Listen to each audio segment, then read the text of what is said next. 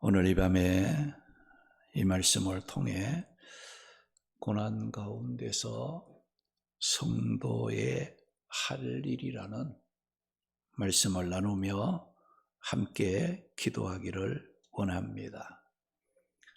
우리 구원받은 성도라도 살아가다 보게 되면 고난을 당하는 일을 만나게 됩니다. 여러분, 고난을 만났을 때 왜 이 고난이 내게 찾아왔는가? 내가 왜 이 고난을 당해야 하는가 하는 생각보다는 이 고난을 통해 하나님이 나에게 깨닫게 하시는 것이 무엇인가? 하나님이 나를 통해서 역사할 일이 무엇인가 하는 것을 질문할 수 있는 원망과 불평이 아니라 이 고난을 당해야 하는 이유가 무엇인가? 내 자신에게 어떤 유익과 축복을 주시려고 이런 고난을 내게 주셨는가 하는 질문을 해야 된다는 거예요. 오늘 이 말씀에 보게 되면 이 바울과 실라가 나오는데, 이 바울과 실라는 이유를 알지 못할 고난을 당했습니다. 오늘 말씀을 통해 바울과 실라는 이 고난 중에 어떻게 했는지, 그 고난을 통해 어떤 결과가 나타났는지를 살펴보면서 고난 속에서 구원받은 성도들이 어떻게 해야 하는지 깨닫고 은혜 받는 시간 되시기 바랍니다. 바울과 실라가 옥에 갇혔을 때 그들이 갇힌 이유가 무엇 때문인가? 오늘 본문 19절에서 24절에 있는 말씀 보면 바울과 실라가 빌립보에 가서 이 귀신 들려 점을 침으로 주인에게 돈을 벌어주는 여종을 만났어요. 그런데 이 여종들이 귀신 들려가지고 자꾸 이 바울을 따라다니면서 소리를 지르고 이제 이상한 행동을 하니까 바울이 예수님의 이름으로 귀신을 쫓아냈습니다.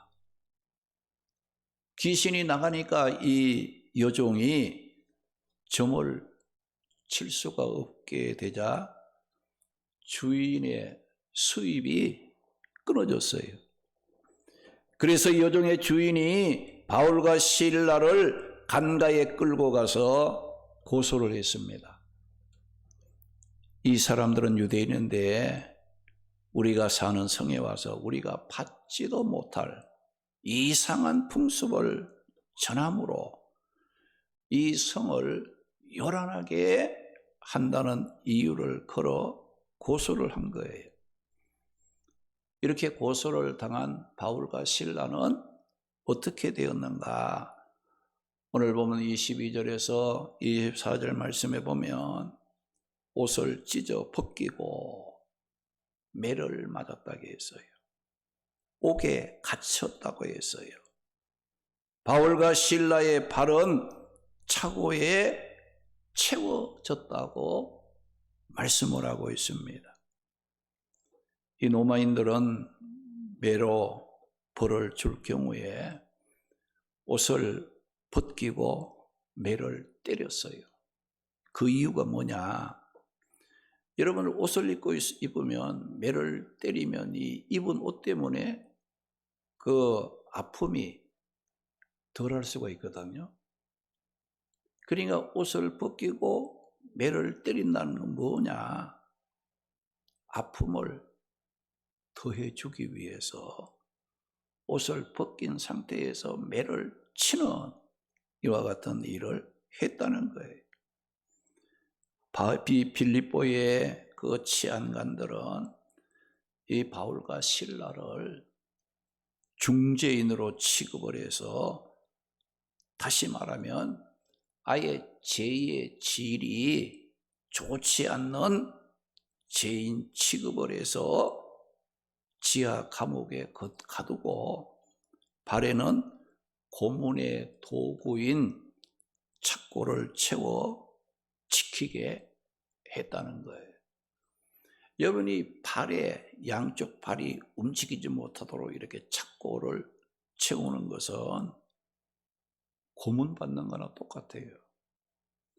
여러분들 사람이 이렇게 발을 움직이지 못하고 이렇게 고정 딱 시켜놓게 되면 어떻습니까? 얼마나 힘들겠어요. 그러니 이 지하 감옥에 갇히고 발에는 이제 고문의 도구인 착고를 채우고 또 군 사람 간수로 하여금 지키게 했다는 겁니다. 이렇게 바울과 실라가 심한 매를 맞고 발이 착고에 채워진 채 지하 감옥에 갇혔지만 바울과 실라는 한밤중에 어떻게 했다고 했습니까? 25절 말씀 보니까 한밤중에 바울과 실라가 기도하고 하나님을 찬송하며 죄수들이 듣더라, 그 말씀을 했어요.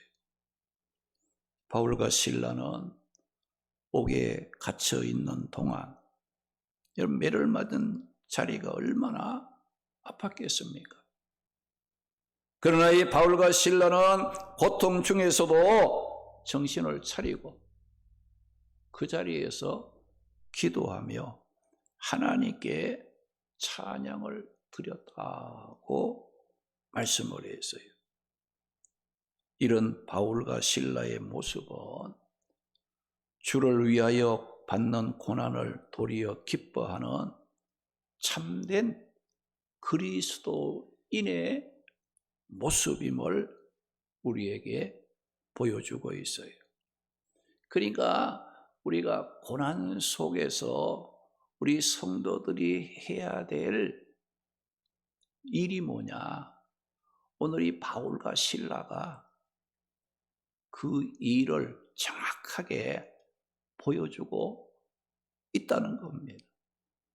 고통과 절망의 장소 감옥에서 기도하고 하나님께 찬양을 드리는 바울과 실라의 의연한 모습은 그 수감 중에 그 감옥에 같이 수감을 당하고 있던 다른 죄수들의 마음을 아마 이렇게 감동을 시켰을 거예요. 죄를 짓고 매를 맞고 그 지하 감옥에 갇혀 있으면 뭐가 좋아서 저렇게 기도하고 하나님을 찬양하는가. 아마 다른 죄수들이 볼 때에 저 사람 참 희한한 사람들이다, 저럴 수가 있겠는가. 그 죄수들이 감동을 받는 그런 모습을 보였다는 거예요. 여러분, 데살로니가전서 5장 16절에서 18절 말씀 보게 되면 우리 성도들의 삶은 어떤 삶이라고 말씀했습니까? 항상 기뻐하라, 쉬지 말고 기도하라, 범사에 감사하라.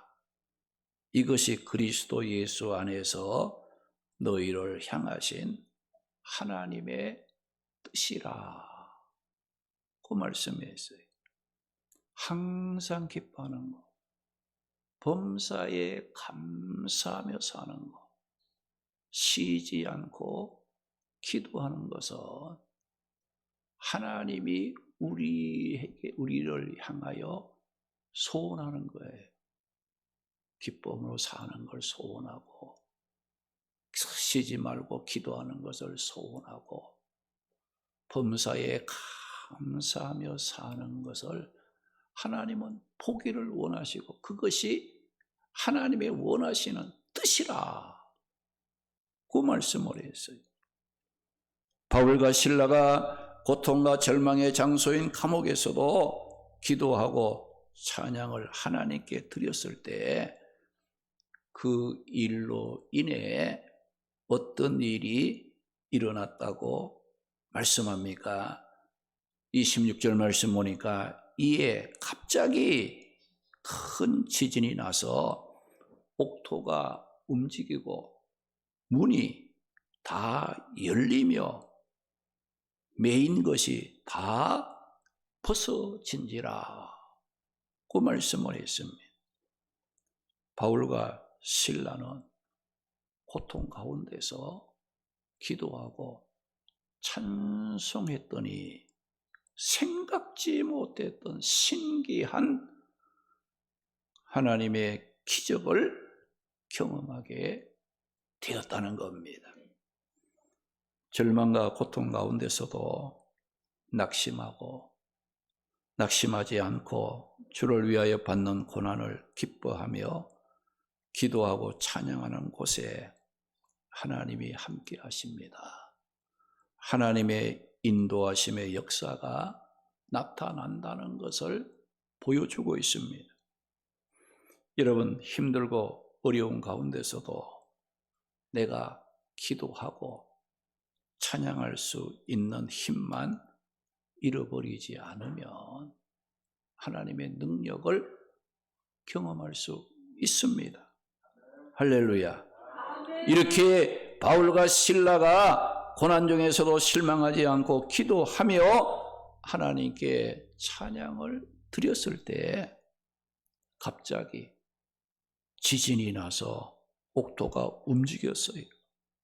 닫혔던 문들이 열렸어요. 매인 것들이 다 풀리는 놀라운 역사가 일어났다고 말씀을 했습니다. 우리가 이 지진이 났다고 했는데 이 지진은 성경에서 종종 하나님 임재에 상징하는 현상으로 취급되고 있는 것을 봅니다. 바울은 어떤 일을 해야 할 자였습니까? 유럽 선교라는 아주 중대한 사명을 수행해야 하는데 지금 어디에 갇혔어요? 감옥에 갇혀서 움직일 수가 없게 된 거예요. 유럽 선교를 위해서 활발하게 움직이고 뛰어야 될 이 바울이 옥에 갇혀 꼼짝을 못하는 그런 이제 일이 있게 되자 누가 개입을 합니까? 하나님이 개입을 하셔가지고 감옥의 문을 여시고 매인 것을 풀어주는 일을 하나님이 하시다 이거죠. 그리고 바울과 실라가 한 일이 뭐예요? 기도하고 하나님께 찬송한 것뿐이에요. 그랬더니 하나님이 개입하시는 거예요. 지진으로 옥토가 움직이고 문들이 열리고 매였던 것이 풀어지는 이와 같은 놀라운 하나님의 인도하심이 나타난 겁니다. 자, 오늘 우리에게도 각자 주신 사명이 있어요. 그렇죠? 우리 각자가 해야 될 사명이 있는데 내가 고난이라는 것, 고통이라는 것에 거기에 얽매여 가지고 꼼짝 못하는 그 사명을 감당하지 못할 만한 그런 일이 있을 때 하나님이 어떻게 하실까요?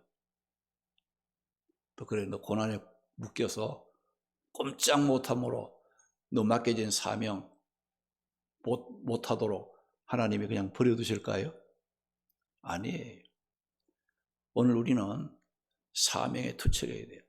내가 하나님의 은혜로 구원받은 자고 나를 통해서 무엇을 하시기 위해서 나를 지금까지도 생명을 연장시켜 주시고 내게 직분을 주셔서 그 일을 하게 하신다는 이 사명의 분명한 소명감이 있으면 하나님이 풀어주십니다. 하나님이 열려주십니다. 하나님의 인도하심, 보호하심이 나타난다는 것을 우리는 기억하고, 어렵다고 해서 사명 팽개치고 기도 안 하고 찬송 안 하면 우리에겐 소망이 없는 거예요. 그러니까 사명감을 갖고 무슨 일을 만나든지 기도하고 찬송을 하면 하나님께서 어때요? 바울이 유럽 선교라는 막중한 사명을 받고 뛰어야 될 바울인데 옥에 갇힌 거예요. 고난에 묶인 거예요. 그러나 이 바울과 실라가 기도하고 찬송했을 때 하나님께서는 그의 사명을 감당할 수 있도록 풀어주는 거예요. 지진을 통해서라도 옥토를 움직이게 하시고 문들이 열리게 하시고 묶여든 것이 풀어지는 이와 같은 일을 하나님께서 개입하셔서 해 주셨다는 겁니다. 우리 성도들은 오늘 이 말씀을 통해 무엇을 깨달아야 합니까?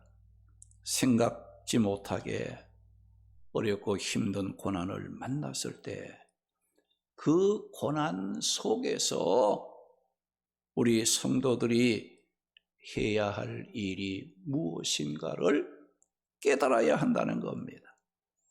고난 속에서 성도들이 해야 할 일은 기도하고 찬양하는 일입니다. 하나님께서는 우리 성도들로 하여금 감옥과 같은 절망과 낙심의 장소에 갇히게 하는 것은 어떤 면에서는 기도 안 하고 찬송을 안 하니까 기도하고 찬송하라고 고난의 자리에 우리를 가두시는 하나님이신지도 모른다는 겁니다. 할렐루야. 기도 안 하니까, 하나님께 영광의 찬양을 드리지 아니하니까, 세상 소리만 하고 세상 노래만 하니까, 세상 것만 구하고 바라보니까 하나님께서 너는 하나님의 백성인데 네가 해야 될 사명이 있는데 그 사명을 감당하게 하시려고 어떤 면에서는 감옥과 같은 깊은 곳에 가두는 듯한, 갇히는 듯한 그런 고난에 빠뜨리기도 하는 거예요. 왜? 기도하게 만들려고, 찬송하게 만들려고, 내게 주신 사명을 분명히 알고 그 사명에 헌신하며 믿음의 삶을 잘 살아가게 하시려고 하나님께서 모든 우리의 삶을 간섭하시는 분이심을 우리는 알아야 합니다. 그래서 내 고난이 있습니까? 환난이 있습니까? 생각지 못한 문제들이 내 삶 속에 일어나고 있습니까? 이런 가운데 우리 성도된 구원받은 성도들이 해야 될 일이 무엇인가? 기도하고 찬양하고 사명 더 감당 잘하라는 하나님의 사인이 담긴 그런 거 일이라는 걸 우리는 알고 기도하고 찬양하게 하시는 하나님을 의지하고 믿어야 한다는 겁니다. 그래서 자신의 고난이 기도와 찬양으로 이어지면 하나님의 도움을 받아 생명의 길 사는 길이 열리지만 자신의 고난이 원망과 불평으로 이어지면 생명의 길이 닫힘으로 불행하게 된다는 겁니다.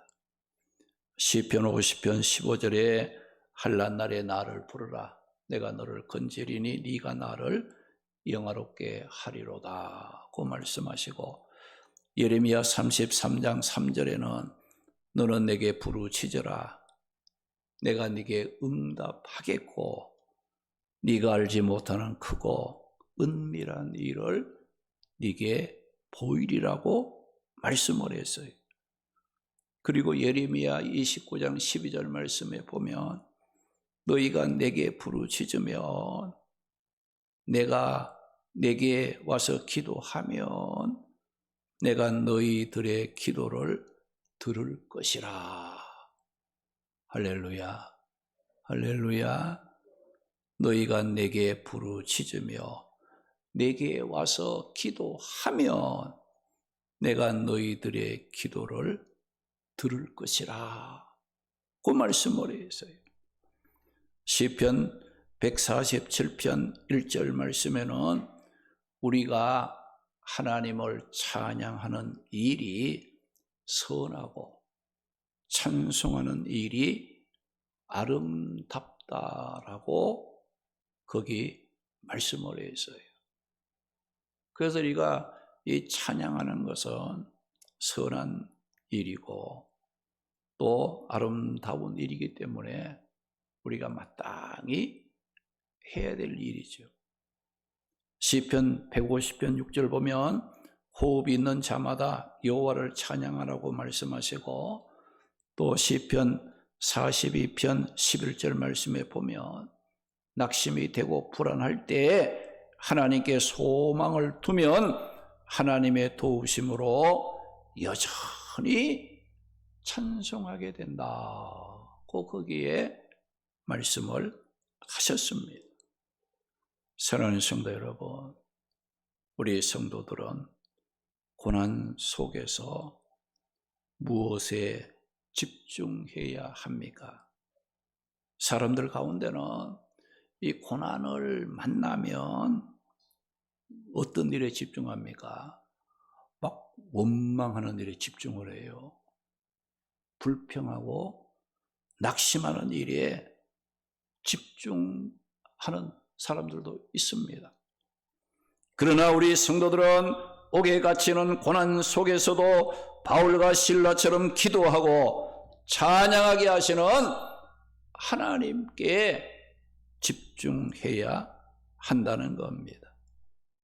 기도와 찬양으로 하나님께 집중하면 막혔던 것들이 열리고 풀리는 구원의 역사를 경험하게 됩니다. 우리 모두 고난의 한밤중에 기도와 찬양하게 하시는 하나님께 감사하고 무슨 고난을 만나든지 기도와 찬양으로 고난을 이김으로 하나님께 영광 돌리는 삶을 살아가는 성도들이 되시기를 주님의 이름으로 축원합니다. 할렐루야. 우리 찬송가 382장 우리 부르고 감옥 같은 절망의 순간에도 기도